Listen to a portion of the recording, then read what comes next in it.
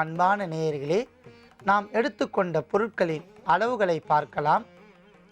வெள்ளரி துண்டு 10 gram, orange சுளை எண்ணிக்கையில் 7, உப்பு ஒரு சிட்டிகை அளவு, புதினா இலைகள் 25 கிராம்.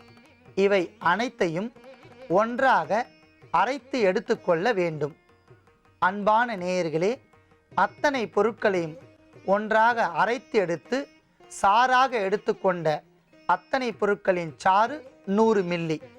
அற்புதமான சுவைமிக்க இந்த சாறில் முதலில் நாம் ஒரு சிட்டிகை அளவிற்கு உப்பு சேர்க்க வேண்டும்.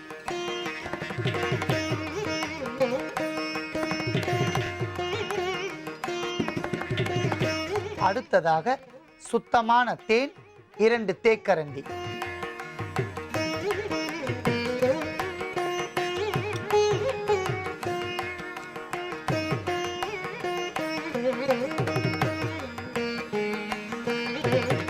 அத்தனையும் ஒன்றாக கலக்கவும்.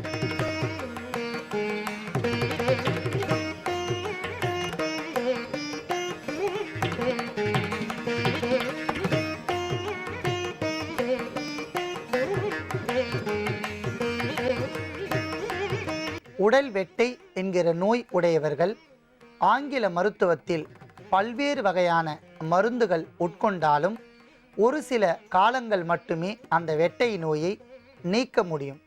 இவை எலும்போடு சம்பந்தப்பட்ட நோய் என்பதால் அவற்றை ஆங்கில மருந்துகளால் நீக்க முடியாது.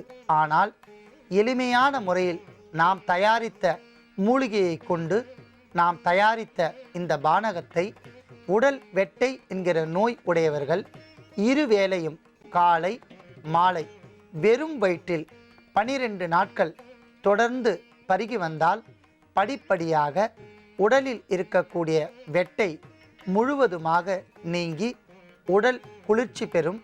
சிறுநீர் தாரை முழுவதுமாக நீங்கிவிடும்.